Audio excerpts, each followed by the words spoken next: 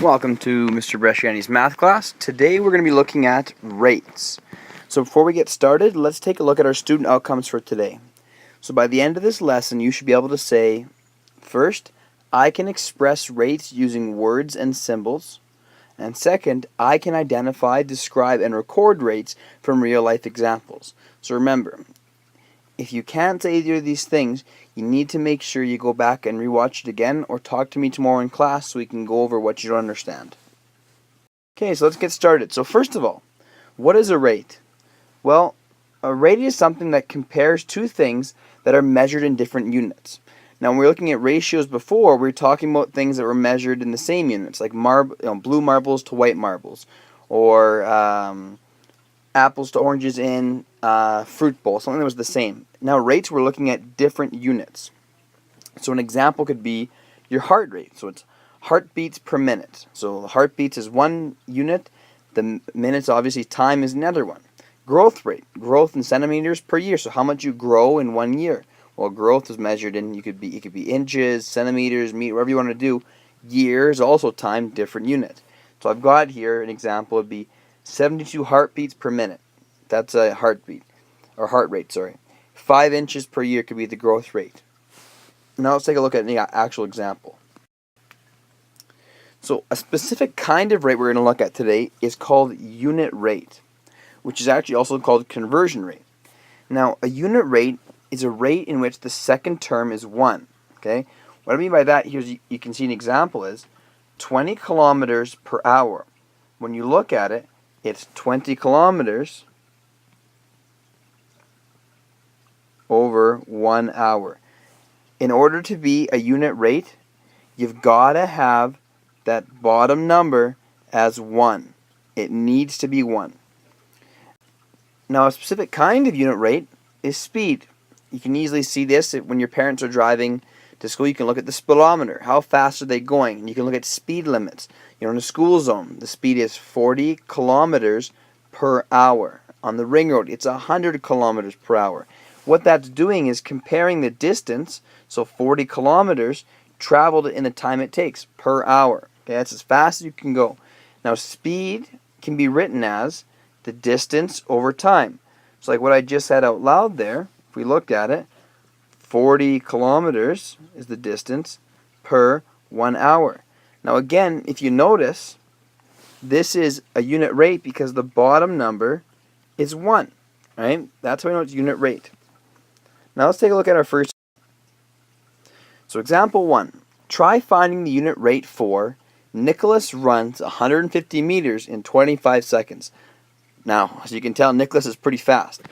So I'm going to do it with you guys rather than make you do it on your own first. So step 1, it says write as a fraction. So what I'm going to do is look at Nicholas here, and he ran 150 meters as a fraction over 25 seconds.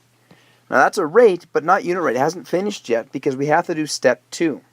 Now step 2 says we need to divide to make the denominator, which is the bottom number, 1. Remember, to be a unit rate, that's got to be 1. Well, we do that pretty easily. I got my 150 meters over my 25 seconds. What we need to do in order to make that 1 on the bottom is divide it by itself. So if I divide the bottom by 25, that should give me 1, right? Because 25 divided by 25 equals 1. Now, because I did it to the bottom, I've also got to do it to the top. So I've got to divide the top as well by 25. When I divide the top by 25, I get an answer of 6. So I have 6 meters per second. So if I want to know how fast Nicholas can actually run, he can run 6 meters per second, or per 1 second. We know this is good because it says right here, remember the bottom number needs to be 1. Well, our bottom is 1. We've divided the top down. So we've got our ratio of 6 meters per second. We're good to go.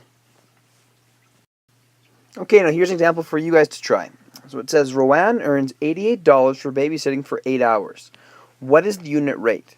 So what I'd like you to do is pause it here, do the example, and then hit play once you finish so we can check your work. Okay, so before we had step 1, remember, was write as a fraction. So, $88 over 8 hours. Step 2, we needed to divide to get 1. Well, that's pretty easy. $88 over 8 hours. Divide the bottom by 8. Whatever we do to the bottom, we have to do to the top. So we divide the top by 8 as well. And now we've got 88 divided by 8 gives us 11.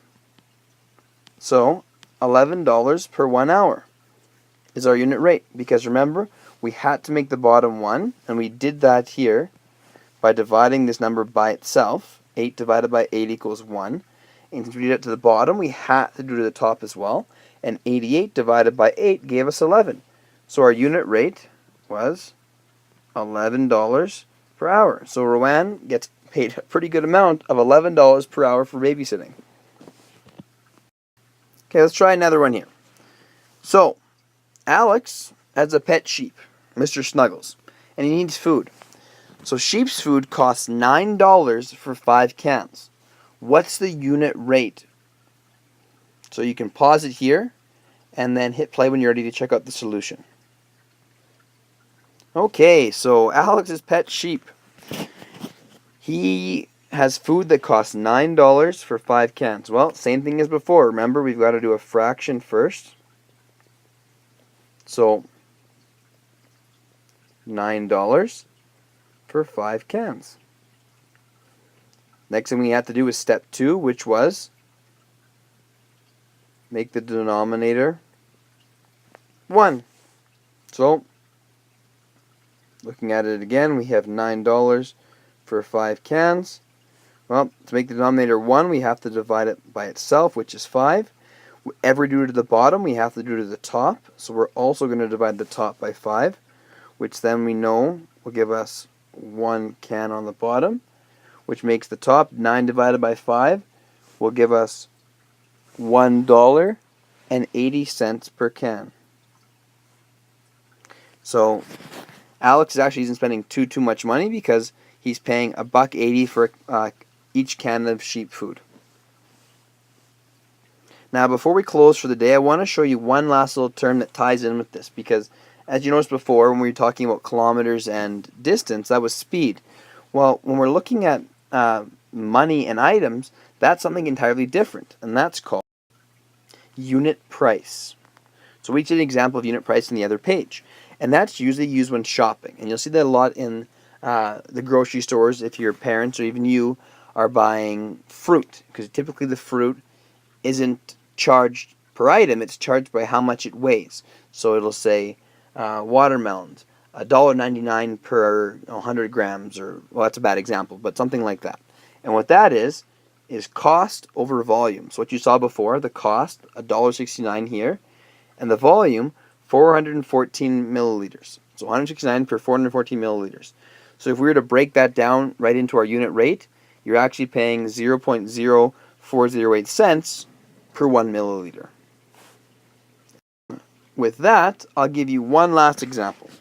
So Jean-Luc is buying his favorite type of ice cream, bubblegum. The container he buys has 800 grams in it and costs $3.99. What's the unit price? So I want you guys to pause it here again one last time and then hit play when you've got your unit price for this example. Okay, so just like before, we're always going to make it into a fraction first, right? But don't forget, with unit price, there's a little different, because here I've put your volume first, like how much is in it, and the price second. But in unit price, remember, it's always got to be the cost over volume. So in this case, to make our fraction, we've got to do our cost on top, which is $3.99, and our volume on the bottom, which is 800 grams. We got our fraction done. Now step 2 said to make denominator 1. Well, we do that pretty easily. So if we have our example again, 300 grams. To get our denominator 1, we have to divide it by itself. Divide by 800, which gives us 1 gram. And whatever we do to the bottom, we have to do to the top. So divide by 399 gives us 0.00498 cents per 1 gram. Now, hypothetically, I'll give you one last little example to tie into this. Let's say the question said, okay, what's the unit rate for 100 grams? Sorry,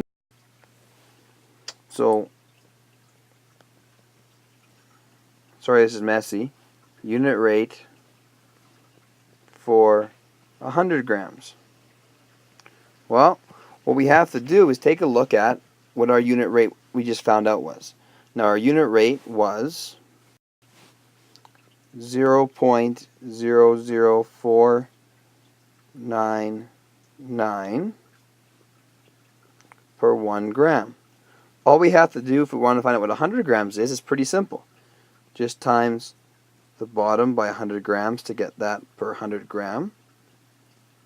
And whenever we do it to the bottom, we do it to the top, so times by 100 grams as well. And that would give us 0.499 cents, which actually, if we rounded, would be 50 cents per 100 grams.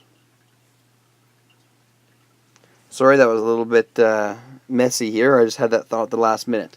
But other than that, that's it for today. So you guys can take a look at the assignment below and give it a shot tomorrow.